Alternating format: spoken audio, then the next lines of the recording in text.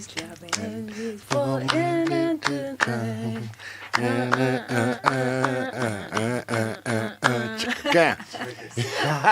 was that? That's our intro. Rightio. So, guys, whether she knows it or not, doors closing. We are recording, and I like to use a bit of this intro just to get into it. Welcome to the space, Strength Out of Struggle, aka Fit Life, a place of purpose. And I want to welcome top makeup artists and much, much more. Inspiring lady, queen, elegant. I've been on shoots with you before. We've talked about your journey, and now's the time. But also, thank you so much for these beautiful flowers. I love flowers. My pleasure. This really means a lot to me. My pleasure. So let's get straight into it. I want to go back to the beginning, when you were young.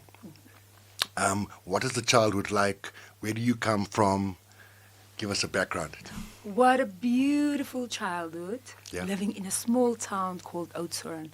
I was Oudtshoorn? Yes. Yo. So, such a small community, Yeah. such a tight-knit community. I was obviously born in the late 70s, so that's when you were still connected to you knew your grandmother, you knew all your great-grandmothers, the whole you knew family.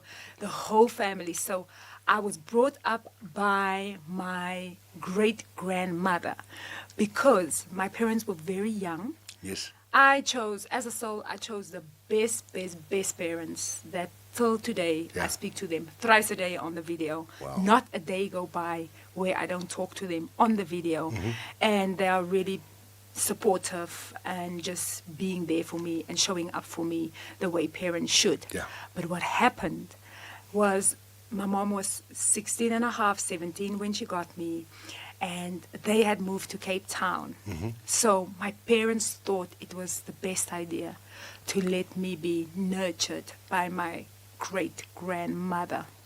I also feel like it's the best thing that she could have done for me. Yeah. But with that said, kids process experiences different. Yeah. And that's where it started for me. I processed my experience as abandonment. Abandonment issues. Yes. Yeah. So I missed my beautiful rock star parents, Mm-hmm. and I always felt that there was something missing inside of me. So an amazing... How long was that for? Did you stay with your great-grand? I stayed with my great-grand for about 11 years. Okay. And how often would you see your parents? So I would go to my parents every school holiday. They gave me the best holidays Okay. ever because they were working in Cape Town. They were working at 5-star hotels. So they were living in the back of the hotel. So I will get that nice hotel experience Okay. being with my parents. Plus they were very outgoing. They took me to the beach. They introduced me to the beach life that I still like till today. Yeah. And they listened to music. So they were passionate about music, and they actually shown me what it is that I am gravitating to in life for fun right now. Yeah. So there's always art and there's always music. And when you're staying with your great-grandma, how was first of all, the food? Was it healthy or not? And did you get involved in any fitness at a younger age? I What didn't. did you do at school? I I want to know about that. At school, I was involved in little bit of dancing. Yeah. I was always very expressive and very artistic. I actually thought that I was going to become a choreographer, Okay. a dancer. So I was always in touch with movement. But when I grew up with my grandmother, we Yeah. were exposed. I was drinking a whole lot of milk, eating a whole lot of cheese and toast because that was love food, Yeah. And I remember us eating bread and then dipping it into like the meat fat. Oh, yeah. And then also like food was love. So when my grandmother used to give me like a fat cake, that was her loving me. Exactly. When she was bringing milk from work, that Yeah. was her loving me. So food was also a love language, but we definitely delve into the comfort food Yeah. and obviously the cultural food, Yes, which yes. was, fat cakes, bread. All of us. All Like of bread, us. bread was like the staple meal for a lot of our families growing up. I kid you not Yeah. when I tell you, when I grew up, I counted the other days. Yeah. I ate 16 slices of bread every day. I never told anybody this. Yeah. So how it worked was 4 slices of bread in the morning, Okay. 4 to school, Yes. 4 after school, and 4 slices after supper. Jesus. Now me, because there were like 5 kids and, Yeah. and just my mom because my dad passed away. So it wasn't like there was an abundance of food. So, and for some reason I'm the middle child, but I always ate the most. So they'd give us the plates, but there's one serving, right? So now I've got to fill up somehow. So if there's bread, I'll have the bread with every meal, if there's bread. If not, I'm finishing first and I'm looking at my brothers and sisters to see who's not finishing their food. Then I take the leftovers. But bread also was like, if you don't start the day with bread, it's like something's missing, you know?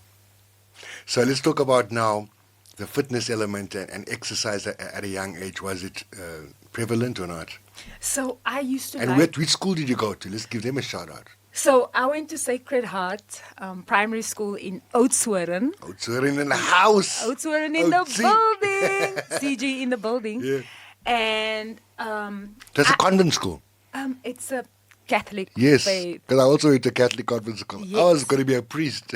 You was probably going to be a nun. A Whoa. naughty priest and naughty nun. And I used to admire the nuns so much for their goody two My shoes. first crush was a nun, Whoa. Sister Prue. Energy. She was beautiful. You saw her energy. I'm sure you Yeah, saw her energy. because my dad had passed away when I was 5. And then I went to school straight after. And obviously they'd probably been told that this kid's lost his father. So maybe she has been extra nice, but caring. Nurtured you. I'm thinking, wow, no one's ever treated me like this before. Then Sister Prue went away on holiday to Switzerland, where she came from. And then they came back with these old school videos of her on holiday. And her hair was loose, big. I was like, what? Damn, Sister Prue. Give me 5-year-old. I'm like, what? Crashing on a nun. Yeah, hey. So I'm just, I'm trying to. I loved Pure Souls from the beginning. From the beginning. Okay, so you had the Sacred Heart. Tell me more. Sacred Heart. You know, I was always involved in activities, Dance. dancing, modeling, and even on my primary school. Yeah. Primary school and high school, I used to do pageants, and not only did I do them, Yeah. I You won set them. Oh shit! So I was Miss Legs, I was Miss High School, I was Miss Oudtshoorn, I mean, was Miss. kinda makes sense. You know, but it was a very secret passion of mine. Like now, I hardly talk about it, but I was literally beauty queen. It makes sense now. I mean, if anyone looks at your socials, you're normally behind the scenes, but you should be in a way in front of the scenes. You take care of yourself, and that leads me now to the question of you grew up through high school. What happened? And I know you went through some challenging times. What happened after high school? Where did the journey take you from there? Did you come to Joburg yet, or So from Miss Legs? Let me know, Miss Legs. from high school, Yeah. I was in a play. Yeah. I was doing West Side Story. Wow, Another it's a classic. Another hidden talent of mine. Yeah. I was Maria. So I was singing all those sopranos. What? That's something that nobody actually Gotta knows take to about the studio, me. girl. I sing in the shower, and I sing when I'm joyful, when I'm happy, Okay. when my dopamine is up. That's when I'm singing, Okay. you know. So, and then I was also doing ballet. So I was like, let me go and study something that is in the middle of ballet and singing. So Yeah. I came to Johannesburg. I came to drama school. I was like, okay, I will go to drama school and I will figure myself out. Yeah. I was about in the second year of drama school. Which drama school do you go to? I went to Wits University. Okay. Second year of drama school, I was in a near fatal car accident. Oh. Right? We were on our way to a party. It was a sober accident. And the car went on the gravel. I was a passenger at the back. The car spun and then it rolled. I remember knocking my head, and when I opened my eyes, I looked down. I was outside of the car. I was stuck in barbed wire. What? You were tossed? I was tossed out of the back window. Blood was streaming from my head. My eyelid was half on my face. Yeah. My legs were both split open. My ribs were cracked, and I was stuck in this barbed wire. So my shoes were off, and I had half of my clothing left on my body. So I then untangled myself, and I went to check on my friends, which I heard like screaming Yeah. that they were injured. So it was a life-changing accident, because I then had to have 100 staples to put my leg So together. let's talk about before that. How were you guys helped? Because were there cell phones there yet or not? Yes, there were cell phones. Okay, so you called for help, but did someone stop to help? I think somebody called, but I just saw the ambulance. Okay, the was ambulance there. comes. Right. And so I went to check on my friend, and she's like, I think I'm dying. I'm in so much pain. Right. And then she was the one that was very badly injured. I mean, I had a lot of injuries, but she could literally not get up. That was a career change for me. So now you're in hospital. Now I am in You hospital. got to do the. They have to put my legs back together, and I think I spiraled into a very serious depression. In that time, I was How long are you in hospital for? I was in hospital for like, I think 2 weeks. Okay. So obviously, while you're in hospital, they're probably giving you pethidine, morphine, stuff like that to help you with the pain. They do, but that time I'm not so drug conscious. Exactly. Sure. That's addictive. Sure, that time I'm not drug conscious yet. So I was also magnetizing a lot of experiences for my soul to grow. But a lot of the time you are attracting experiences to teach you lessons. Always. I think, Just that a lot of the time we don't know that what we've brought to ourselves is what we're meant to go through to get to where we need to be. 100%. So in that time, I was also in a relationship that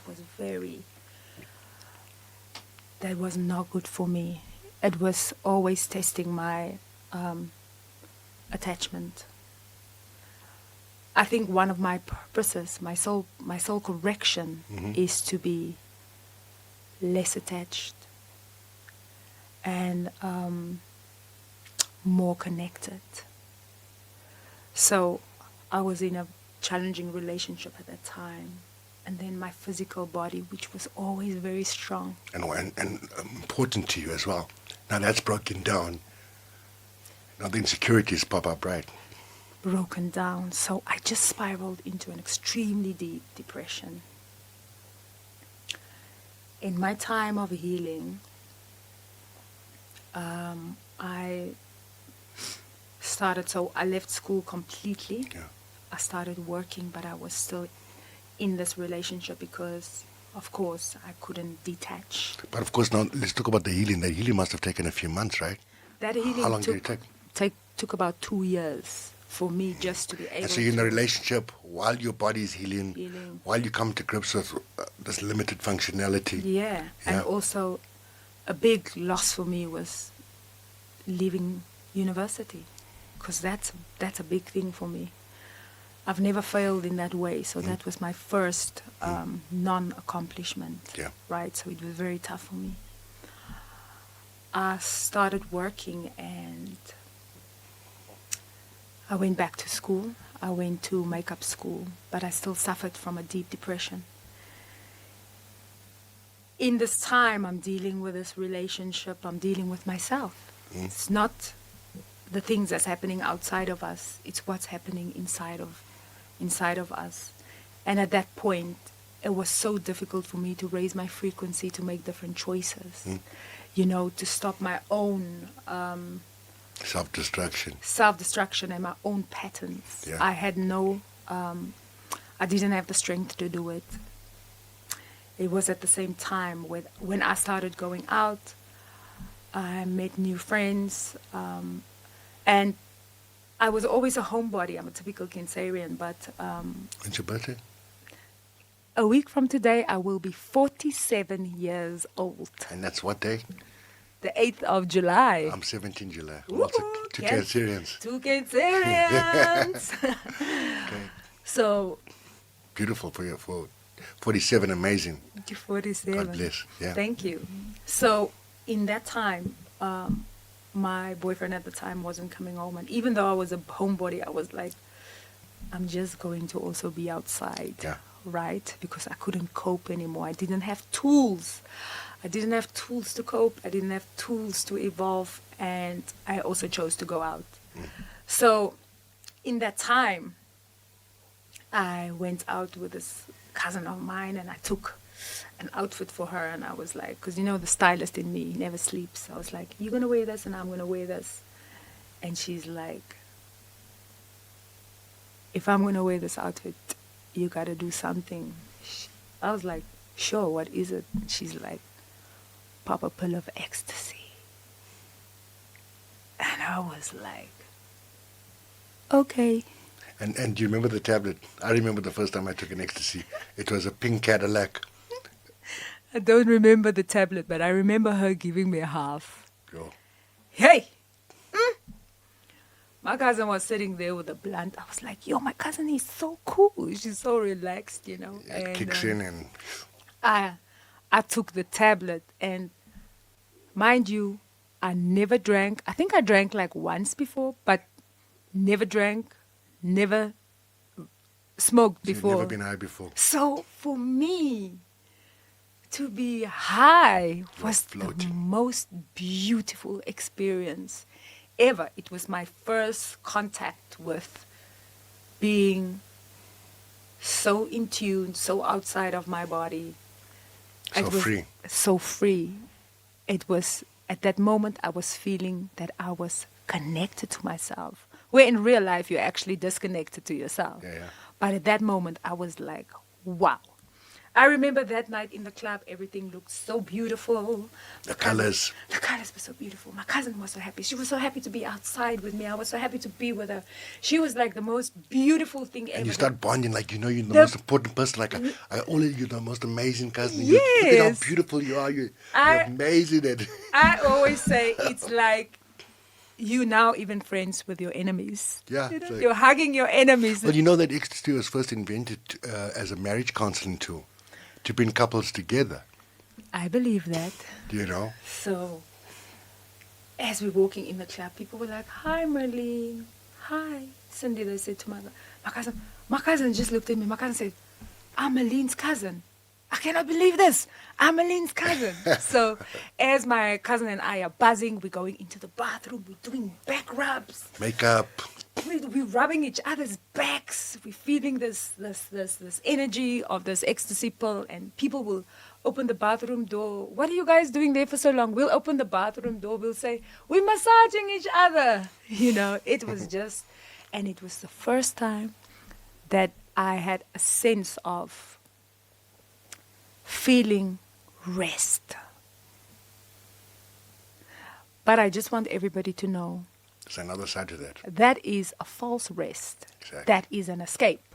So, in my state of consciousness, that's what it felt like. It felt like freedom. It felt like rest. It felt like being in one with myself. But it was actually a big escape. And you also didn't know what was to come a few days later when the downer hit you. Listen, they don't call it Suicide Tuesday for a reason, because I remember 2 days after that, I was on such a low. You feel like, what the hell? I'm like, just the worst. Like you've been abandoned, You depleted. depressed. Remember, all those endorphins are drained from your body. The Serotonin serotonin's gone. gone. And there's nothing you haven't, because you weren't experienced, or because there's experienced people out there, you didn't take anything to balance it, or so there you are, no serotonin, no natural serotonin, feeling like that's normal. Now you're here. Yo. And that is. If anyone you're arguing with in your relationship, you probably thought about your boyfriend, thinking, oh, please come back. Yeah, tell me about that, Donna. It is hell. It's hell. Right? You can feel suicidal. You can feel so down.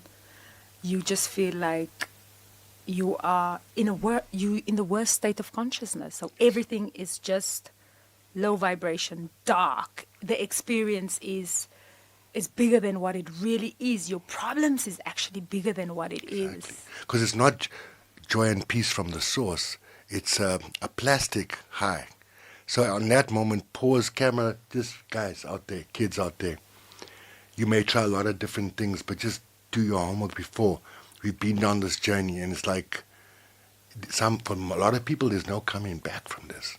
We are so grateful to be in this place right now. Carry on. So one thing I always say to the youngsters of today is the best thing to do about drugs is to never try them. Promise you. Never try them, because what happens is you can say, I'm a person that's not, I don't have an addictive personality. You haven't tried it yet. But when you put that chemical, and it's a chemical that we don't know what it's made of, Yeah. when that chemical goes into your body and it starts connecting to your own body, you do not know what that chemicals can do to your own brain chemicals. And let me tell you, addiction doesn't ask for race. It doesn't, class, wealth, your education, not even personality. It just wants to grab you. It just wants to grab you.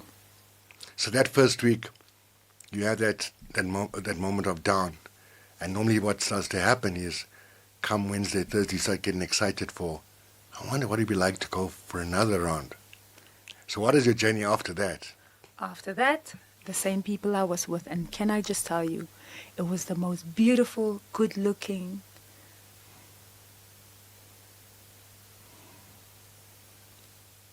educated people that you can think of. So healthy people that you can think of that I was surrounded with. Yeah. Shortly, so we started taking ecstasy like every weekend. It was like our party thing, and we started hanging out in clubs. Did the after party. And the after parties. And of course, the more I was taking ecstasy, the more I was just practicing my freedom. So I will just go to the clubs. I'll be in dangerous areas. I will hang out at the strip clubs. You know, I will take some of the dancers home and just like have a party where we take more drugs and people will be dancing, and I will wake up in the bed not having done anything with the girls, with the dancers, but there will literally be 4 dancers here, 4 dancers here. In the middle. Me in the middle, because I was the love mama, you know. So I will go. I'll be like, you want a shower? Must I wash your bag for you? You want to eat? So we'll be eating on the ecstasy. You want some iced lollies? You know. So I was practicing my people pleasing at that time when I was in that state of consciousness. But the plot gets thicker. Mm-hmm. So months after starting taking ecstasy and then frequenting the clubs and having this the high life, one of the guys that was with us, one of my very good friends, he came in and he said, I've got something that the dealer gave us, but it's just for you and me. I was like, what is it? And he's like, it's heroin. So at this point, I had never met a heroin addict. I used to Had think... you heard about heroin yet? Not to the level that I was supposed to hear, you know. And also, I was in a different state of consciousness. Of course. When you're in a different state of consciousness, facts You're are more not open, facts. exactly. You're vulnerable. Ready to flow. You're more open. You just want to escape, but you Yeah. think you becoming as one with Yeah, yourself. Yeah. So he's like, it's heroin. So, but it's just for you and me. So we started smoking it. It's called chasing the dragon. What we would do is put it on the foil, put a bit of powder on the foil, heat the foil, and then inhale the fumes with a straw or a makeshift pipe, Okay. you know? So let me tell you about the first time. So hear. now we're coming from the party. We were rock stars. We have the girls with us. They dancing. I'm high on the ecstasy. Already. The first hit, I'm getting off the heroin. Now it's that balance that you were talking about. They call it a snowball. You're buzzing from the ecstasy, but the heroin Takes over. takes over. When you're on the heroin, it literally feels like you are in the womb of your mother. The warmth, the safety, the comfort that it's giving you. I can literally just sit here and just be staring at you for like 5 hours. Yeah. I can stand, my mouth can be open, the slobber will just go down my mouth. I would not move. I will sleep for 2 days, wake up, and my skin will be clear, like I had a rest. But that's only for the first 2 weeks. Yeah. And for the first 2 weeks, are you taking it? How often are you taking it after that first hit? So, in the first 2 weeks, so now it's like the Thursday, the Friday, the Saturday, the Thursday, the Friday, the Saturday. So then, in the beginning, lucky for us, we had these breaks in between, right? So I will still go to work. I'm not an addict at this point because I'm still going without it for a little while. Yeah. And we just partying. We just rock stars on the weekend. Now we're into the snowball effect. Yeah. Once the party starts, we're on the party drug, we're on the ecstasy, we're dancing with people, we're hugging our enemies, life feels good, we're up, the music sounds 20 times hotter, we're waiting Queen for of the world. Yeah, we're waiting for our songs, we love the colors that we're wearing, we're just thriving and blooming. And then when it gets to like 1 o'clock, 2 o'clock, It's time. me and this one friend of mine, we will just look at each other and we'll be like, it's time to go pick up that heroin. We will literally get into my car and drive to Hillbrow.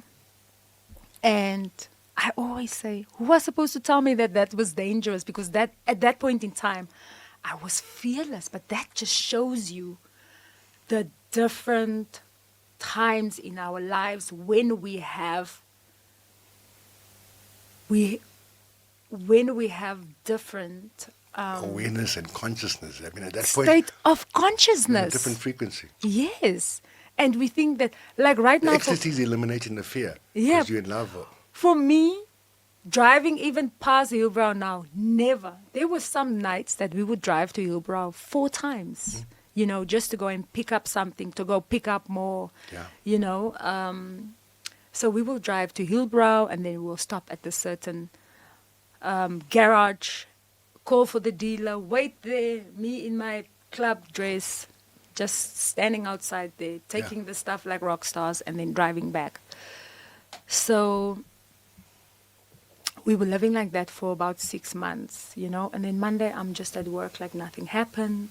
I'm coping better with my boyfriend at the time because he's back and I'm also back and I had a rock star experience. So fast forward. When does it now, you feel like, okay, shit's hit the fan now. Something is, I've lost control. So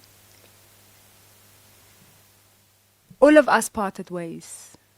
And there was that one day that I felt fluish, but I didn't understand what I was feeling, right?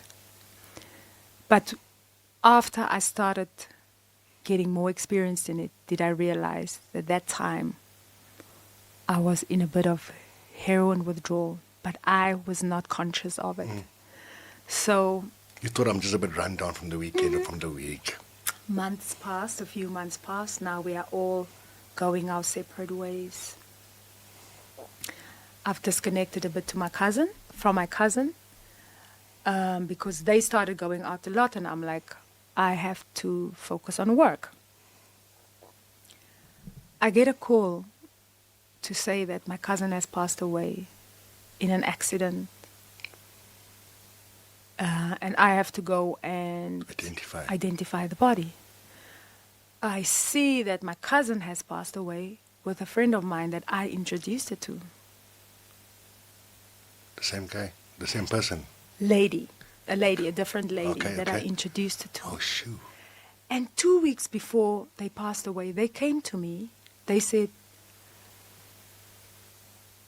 we just want to tell you that one day you're going to make it in the world, and that we are now have become best friends. We don't do things without each other, but we just came here to say, you're going to make it and life is going to be good for you, you know? And I was like, oh, so 2 weeks later they passed away in a car accident. I had to go and identify my cousin. My friend's boyfriend identifies her, and I see that the body's laying And there. there's nothing like that. I had to identify my best friend and his partner. While I'm at his house waiting for him to come back, we had to finish this new single we're working on. I just had this gut feeling like something's not right, you know, something's not right. And for the whole couple of weeks before, because at that time I was doing a lot of like cards and everything else. I would do readings for people that no one even knew. And she kept asking me, do my cards. And every time I do the cards, it's like this death card would come. And I'd be like, no, maybe it's because you guys it's at the end of a situation, you know, but in your gut you're feeling this anxiety with the person, like what's happening, what's going to happen, you know. Then when this happens, now I got to go and identify the body, and you just see this lifeless. So carry on. So now you in that same situation, and I've been there. I'm in that same situation. And then as we go, they just saying, I cannot remember how they got to my contact. Oh, my friend who died with her, her boyfriend said they found her ID and there was somebody with her. Yeah. So we're going to check if it's your cousin because they've been hanging out. Okay. So as we enter the morgue, they showed us these items of them. They showed my friend's engagement ring to this guy, and they showed an earring of mine that my cousin had. You know, and I was like, this is my cousin. Then I saw my cousin, and then What is that feeling like? that was like, wow, I introduced him. Wow. I was so confused, and then in that time I was like, where is that dealer's number? Right? So before somebody would always order for us. So I was like, let me phone him. Started smoking every single day through my cousin's funeral. Just smoke. So one day, plastering. yeah, one day I go to work without smoking. I'm on set and we're in Pretoria. I'm like feeling hot. I'm feeling cold. Fevers. My kidneys paining, my joints are paining, and I am throwing up bile. I go into the shakes and I'm like, what is this? Like, why am I feeling? I'm telling people I've got the flu or something is going on because I'm just feeling sick. So as soon as we got from the shoot, I went home and I called the dealer. I was like, let me get some stuff to just, you know, and I've been taking every day, so let me just get some stuff. When I took that first hit, all the symptoms were gone. I said to myself, you know what I said to myself? Wow, I'm a motherfucking junkie. Now I'm a junkie. You can bleep out the swear word, but that's what I said. I'm a junkie. The moment of realization. Then what? Now I understand what the small feeling like feverish was. Along the way. I'm like, so this is what's going to happen when I don't smoke. So then I don't smoke, and then I realized every 4 hours of the 24 hours, the withdrawal come. Yeah. And whether it's night or whether it's day, heroin withdrawal is something that you don't sleep off. You know, with other drugs, people are like, when they're on Turk, they sleep. Mm-hmm. You know, they sleep for long. Now, the heroin doesn't make me sleep like that anymore. It's no waking up and you're looking like you've had a long rest. Now it's dancing with the devil. Yeah. So whether it's day, whether it's night, that withdrawal, it knocks on your head. Good morning. Yeah. Boom, boom, boom. Remember me. You have to smoke. Can I just explain this to you again? Yes. If you don't smoke, your teary eyes come. It's literally like water coming out of your eyes. You yawn constantly. Your kidneys are paining. Probably your liver is paining. Your joints are sore. Your legs are in shambles. You're shaking. And it does not stop until you take a hit.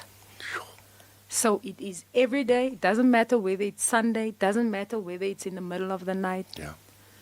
The withdrawal will come, and for you to stop it, you need to smoke. So now I start going to holistic doctors because I'm like, okay, I started reading up on it. But now I'm smoking. Smoking is going on. Yeah. I'm becoming a functional addict now. Now I'm going to a holistic doctor, and I'm like, I'm a heroin addict. She gives me some medication to put under my tongue, on top of my tongue. It does Nothing. nothing. I am smoking one of the highest forms of opiates. A holistic nyana is not going to Yeah. ease it for me. Yeah. I go to another doctor. I try methadone. No, it does not work for me. So for the next 5 years, I live as a functional heroin addict. Wow. And did anyone catch on to it? Who knows? Yeah.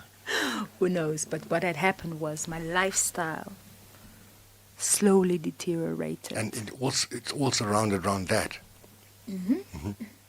I go to work. I am a functional addict. So everywhere I go, I have to travel with. I've got a little empty pen, so that's what I use to smoke. I always have foil on me. I always have like a small packet of heroin with me. I've got a air freshener. I got some gum in my bag. And I must make sure that every 4 hours of the day I'm smoking. So now you're on a shoot, you hella functional because now it doesn't make you that sleepy anymore. Yeah. You do look a bit buzzed out, but you're not that sleepy anymore because now you actually need it for yourself to be up. Now you're functional on it, yeah. Now I'm functioning on it. So in that time, little by little, you stop doing your hair, you stop doing self-care. You stop socializing. You stop being with people. You stop. Your life is just about getting your next hit, your next fix, your next packet. And how much is that costing you a month at that time? So I had a very strict dealer. You could not buy anything less than 300 Rand. So every time he has to come to you, it has to be 300 Rand. So I will probably do about 800 Rand a day, you know. So now I have to, so everything I worked for was then eventually just for the drugs. To the point that literally 5 to 12 on the last day of the month, I'll be outside of the ATM waiting for that money because I need to buy my stock. Now I'm not eating. I weigh about 47 kilograms. And everything is just about the drugs. So at one point, I'm living in a back room, right? I'm going to odd jobs here and there. And everything is just about going outside, calling the dealer, waiting for him to deliver the drugs for me, dividing it so that I can have enough for the day. And then all my money was just spent on drugs, and everything was just about the drugs. Sure. So when does the wake-up call happen? When does the train smash? The train takes 5 years to smash. Wow. I dodged so many bullets from sometimes my dealer will be like, yo, it's 3 o'clock and I can't get up now. I'm like, okay, you can't get up. Just expect me there by your gate. You know?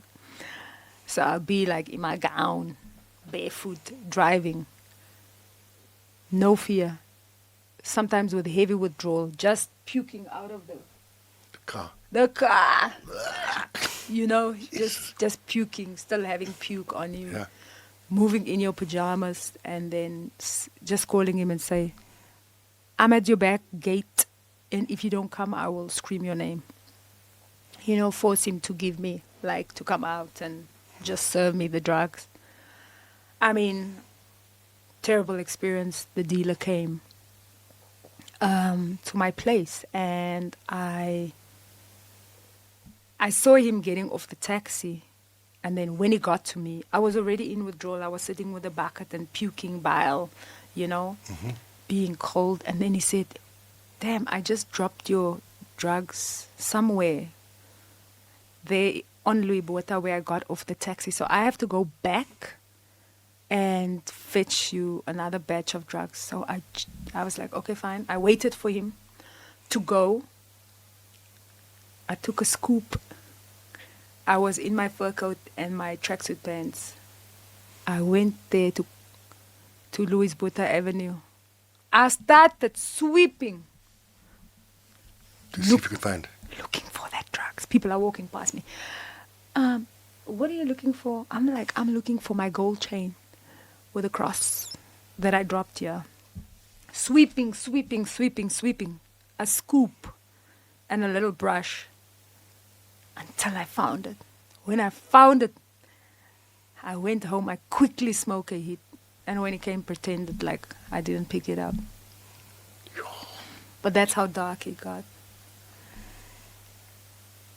Then there was a time I used to have connections at the strip club. And they will invite me every Friday night to come and do the girls' makeup. Because they had this event every Friday night. So these girls were fire souls, you know, so it wasn't glamorous and light. It was a very dark place that they were working at. Every Friday I will go, I will do their makeup. And one night the owner comes to me and he's like, you know what? There was a pimp here taking care of the girls, but she just started selling herself. And a big rule of being a pimp is you're not allowed to be involved in the business. And he sat me down and he's like, I know you're not for this business, but can you come and take care of the girls? During the day, I was a cute makeup artist. At night, I was a pump. I was a pimp. Yo. Now, what's that about? You're negotiating and... I'm negotiating. So right now... So you take your hit while negotiating, so you're on this vibe. Let me tell you, today I can speak to it about it with a smile because I see all the spiritual energies. I see the spirits of the girls. I look at people through the eyes of God. I look at this lively experience as a journey, right? I've had a lot of self-forgiveness. Takes a while. Takes a while about the situation. I look back now and I was like, that was part of my journey. And that's the reason why today I can talk about it as it was a little adventure. Yeah.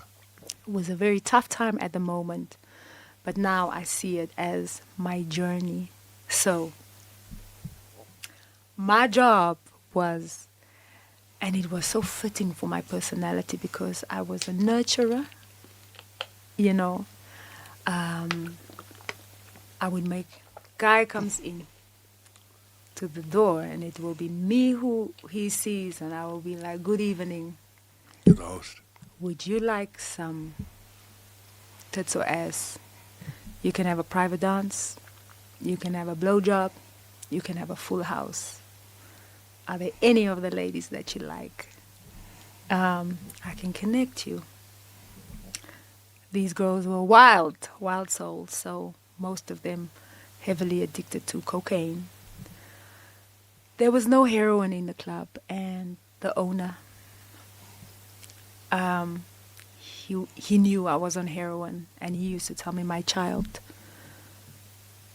you're best pimp ever, but I want you to promise me that you're never going to show any of these girls what you're smoking, because none of them are as strong as you.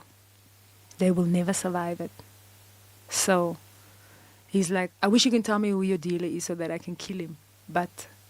And he was telling me about his friend's son who passed away. So he had that first-hand experience of heroin. But I was like, I cannot leave it yet, So it was my job to connect the people to each other. And how long did that go on for, the pimp life? I think I did it for about between 6 months and a year. Yeah. So normally it works like this. They'll be like, I want that girl over there. So then I go to her, and the girls were on fire, as I said. So sometimes they'll be like, before I go, can I quickly just get a line? So I will call the dealer and say, just go to that one. And then I will look at her and quickly say, wipe. And then now she'll be like wild, coming like this, but then I'll be like, just be up. It was a very gentle relationship. I'll set the girl with the guy, and then they make their agreement, and then I will write it on a note, take the money, and then... What cut do you get?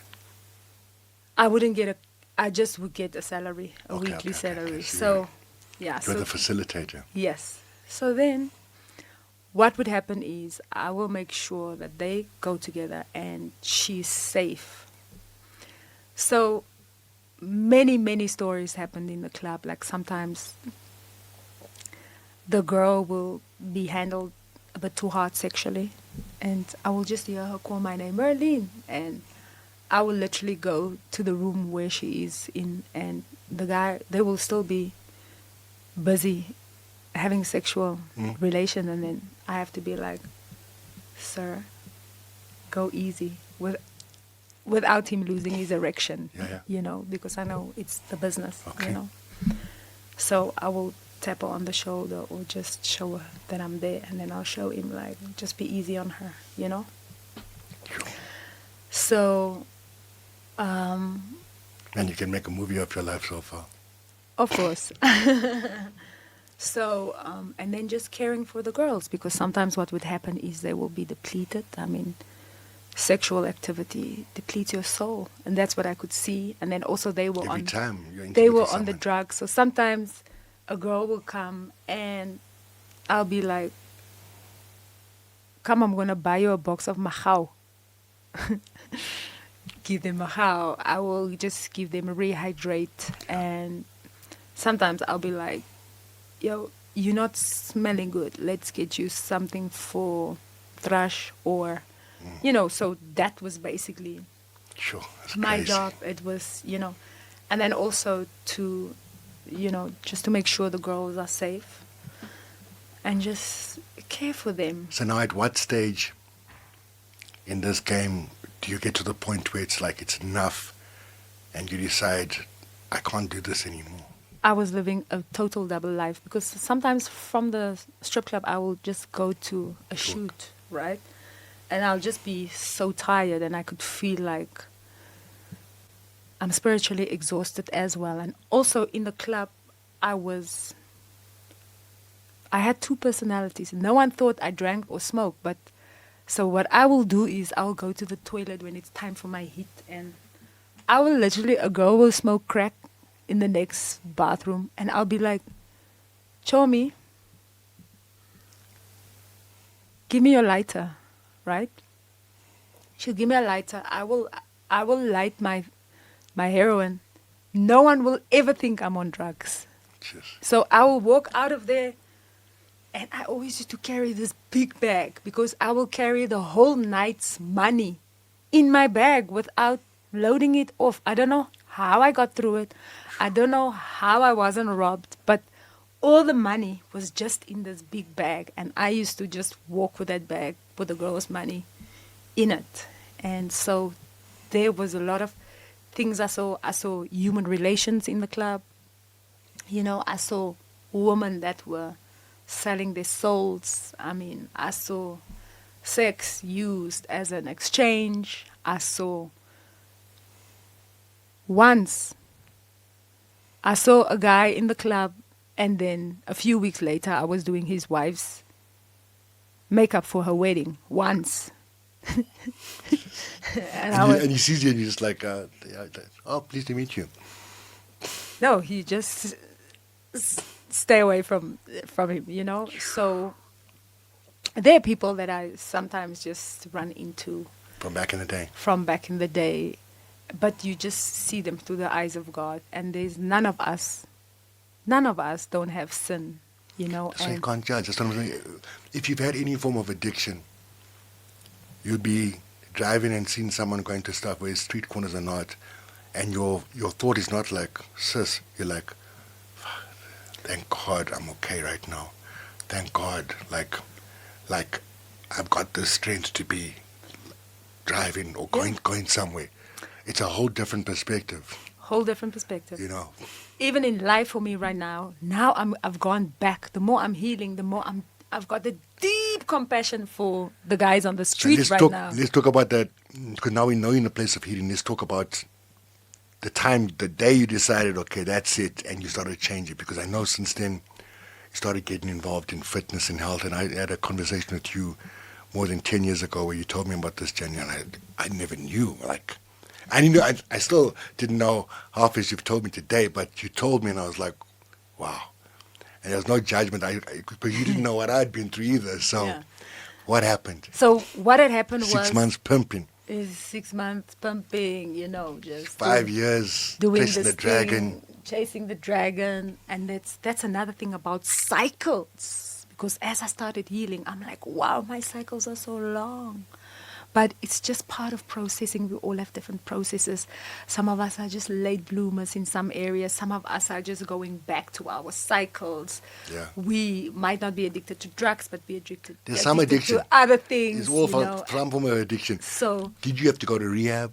So what had happened? Because you tried everything. You tried the method. You tried everything. What had happened was, I confessed to my parents. I was like, I'm coming home for 3 months, but so I confessed to my parents that I was an addict, and then we got this place that was very close to my hometown. It was government subsidized. So I went home that holiday with my drugs, right? And my drugs finished. And I started getting sick. You know, I started getting the withdrawal. And then I was booked into the rehab for the next week. But then what happened was they were like, no, we don't have space for her for next week. We can take her the week after. Now my drugs are finished. So I called a friend of mine in Joburg, and I was like, listen, please can you buy me some heroin? Then what you do is you take my makeup portfolio, put the heroin in a picture, behind the picture, and send it with a bus to Oudtshoorn. So I told my mom, Mama, now I'm in withdrawal, and this is what's happening to me when I don't have the drugs. So I told my dad, Dad, someone is sending my portfolio for me with a bus. Can we go and fetch it? As we're going to fetch it, I'm with a bucket and I'm puking. I'm next to my dad and I'm puking. So we get the portfolio. My two grandmothers live across from each other. I go to the most quiet house. Hey, when I take that hit, okay. I walked out of there. I told my mom, Mama, I just took drugs. Here's my drugs. I'm going to be needing this until I go into the rehab. And my mom was like, sure, my child. So what had happened was, then I'm now legally... Just hold that thought. I'm going to switch this phone off for mine. I feel like it's mine.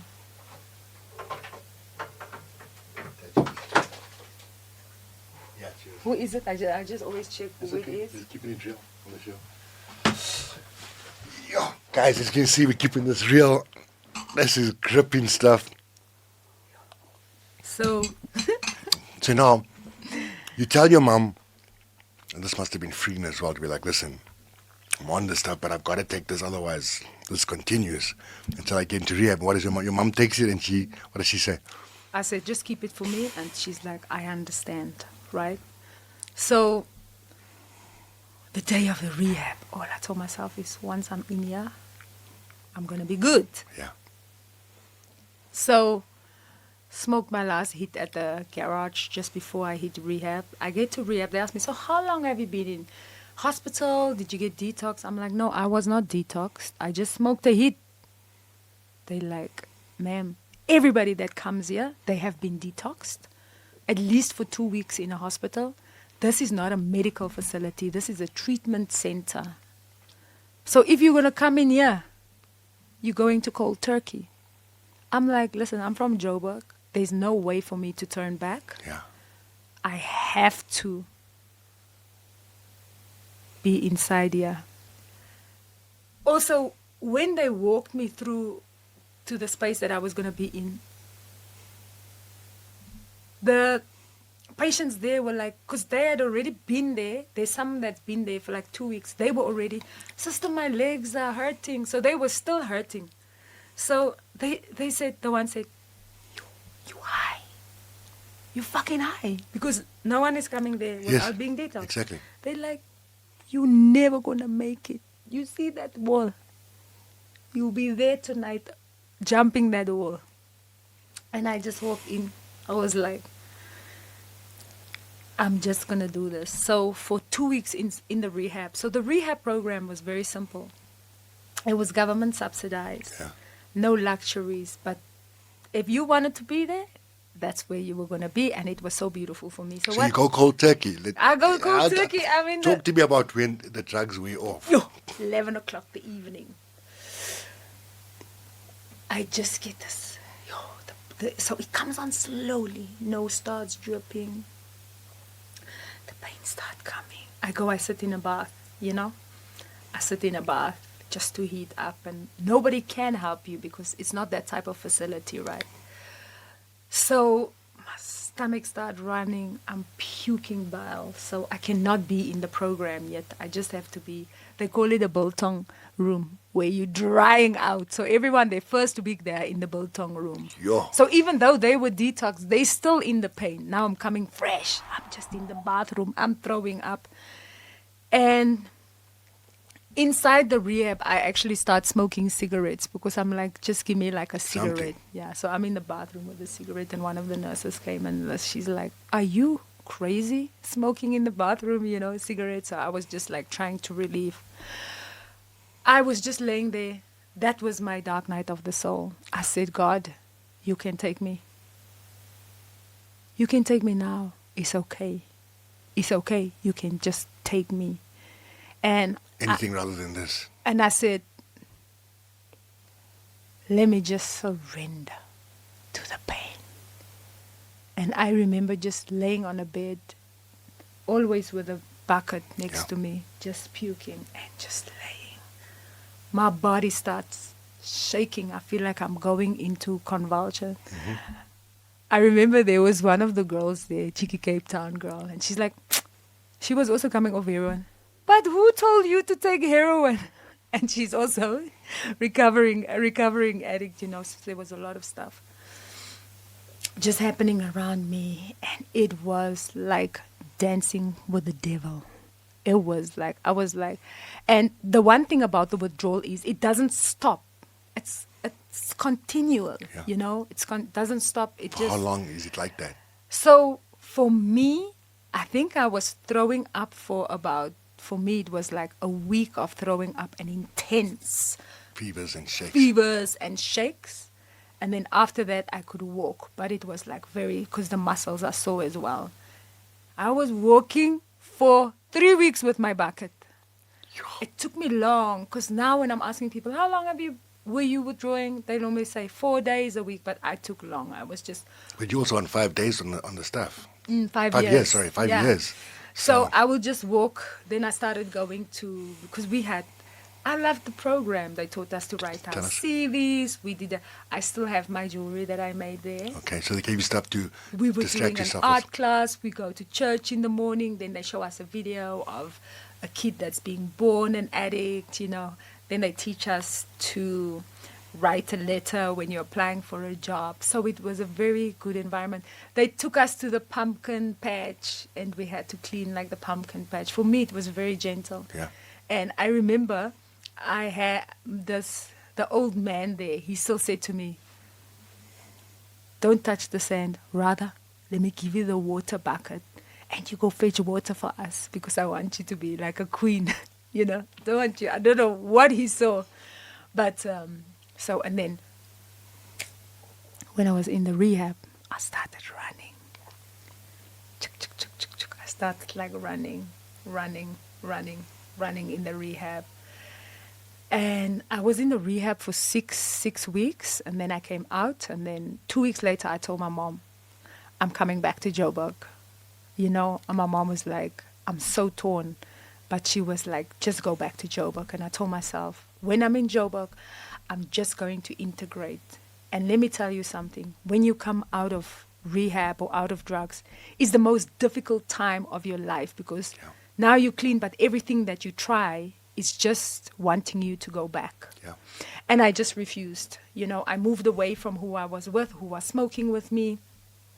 And I was challenged and without consistent work for about 2 to 3 years. So it was always this lack of money, lack of, So how did you were you talking to the source? What got you through this next phase now? Did you draw closer, further, or did you have access? What did you use as a tool to get through? What happened for me is I started connecting with meditation. Okay. So I started meditating. A friend of mine, Marushka, took me to a course with her for meditation, with Art of Living. And I was like, damn, I love this.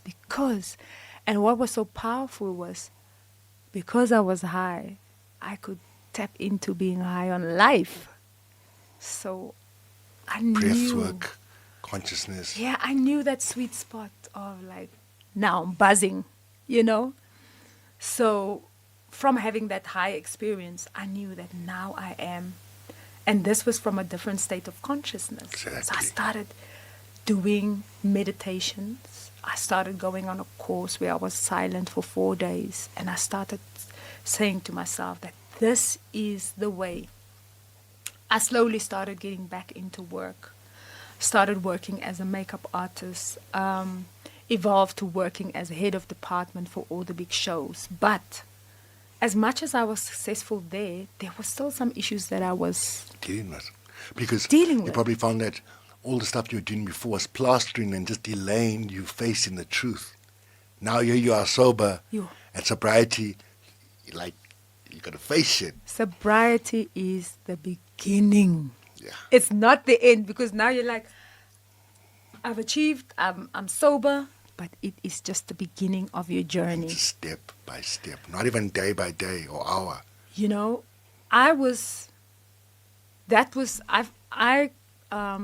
how long have you been clean for now? Now I'm clean, so since 28, so it's 19 years now. 19 years, well done. 19 years, thank you so much. So what had happened for me, that was just the beginning of my journey. And now it's reoccurring patterns, because now I have to deal with things, and things are showing up. They're showing up in my money. They're showing up in my relationships. I am going into relationships that I'm settling for, where You're not valuing yourself, so you're settling for less than. No value, no self-worth, and I'm just in the spiral of years of just attracting lessons. And of course, the aim is to attract equals. Mm-hmm. So I go through that for about 15 years. So even after being clean, now the journey is showing me myself. And I'm just on this journey of walking myself home to myself.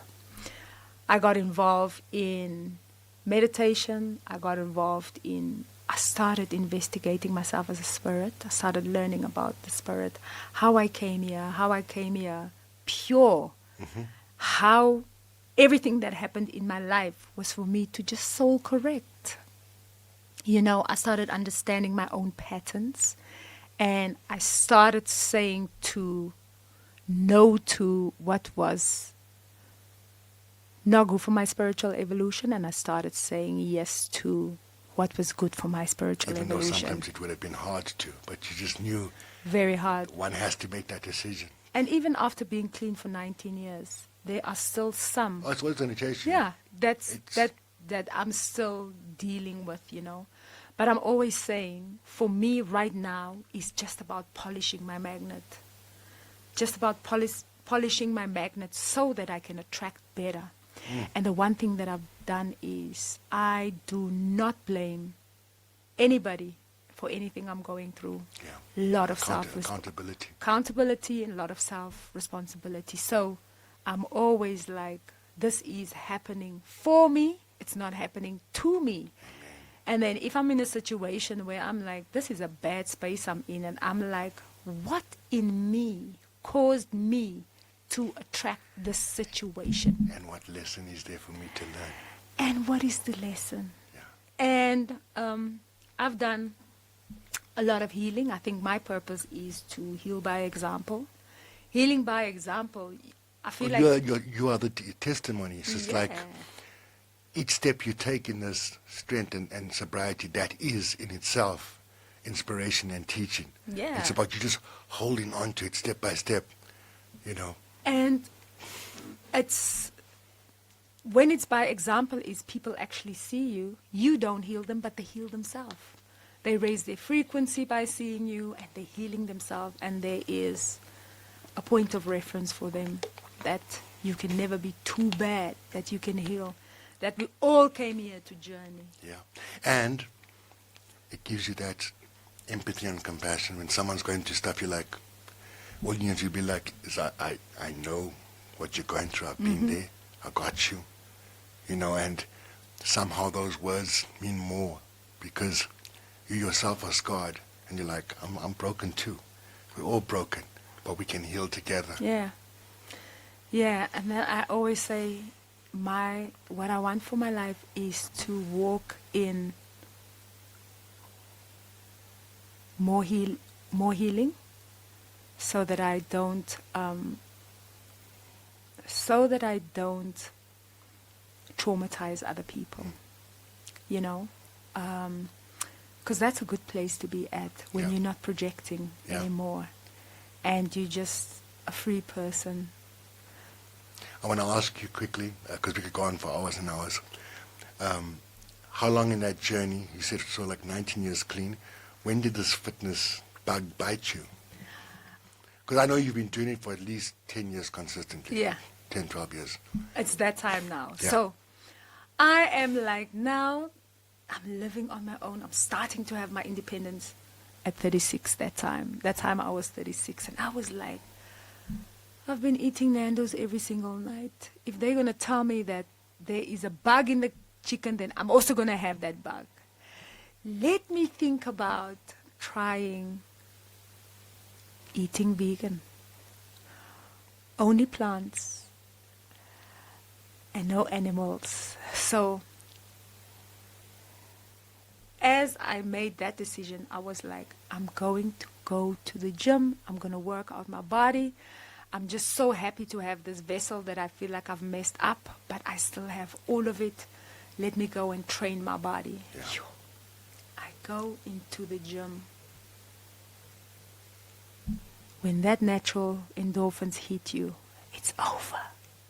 And now I am totally sober. So any bit of good endorphins is just like doing it for me. So the oxytocin is released, the natural antidepressant. And I can feel it because I'm sober. My mind is sober, my body is sober, my spirit is sober. So I'm really reaping the benefits of the gym. And you've chosen to. And I've chosen to. The gym is also a place for me, very sacred place, because it's me and me. You know, I'm very gentle with myself, so I don't want to say me versus me, because I don't want to poop myself through. We also have to watch what we say. Well, we'll watch what we say and how we teach, how we treat ourselves. Yeah. So it was really me, and it was a place where I could come, work on myself, and then seeing and feeling the benefits. Yeah. So the gym wasn't a chore for me. It was a place where I could go, wear a cute outfit, lift the weights, feel the good, my good hormones. Yeah. And then suddenly I started seeing results. People are like, no, you're not that old. You still look so young. Yeah. And it started really affecting my work because I had energy, I had strength, I had You are new powers. endurance, Yeah. you know.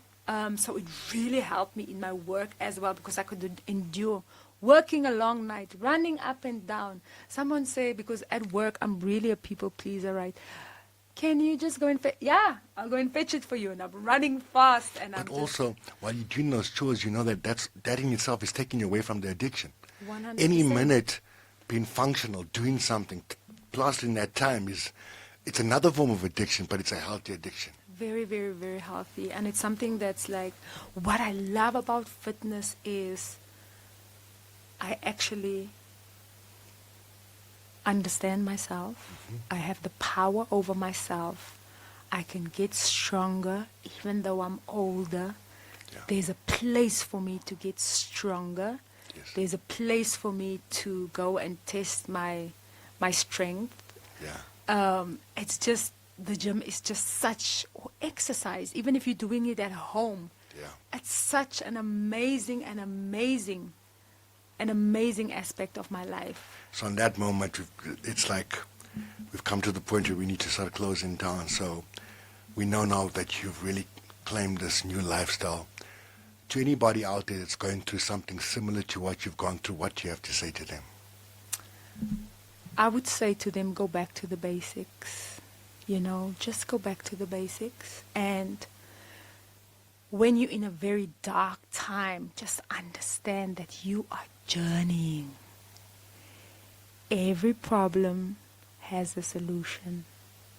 And sometimes the problems come up for us to find the solutions. And nothing can answer it for you except your own facing it. No drug, no nothing. The answers are always within yourself. Start by being still and start by listening to your maker. Okay. And closing, for you, what's the definition of a fit life? For me, a fit life means alignment of mental, physical, spiritual. Alignment doesn't mean perfection. It just means work in all the areas of your life.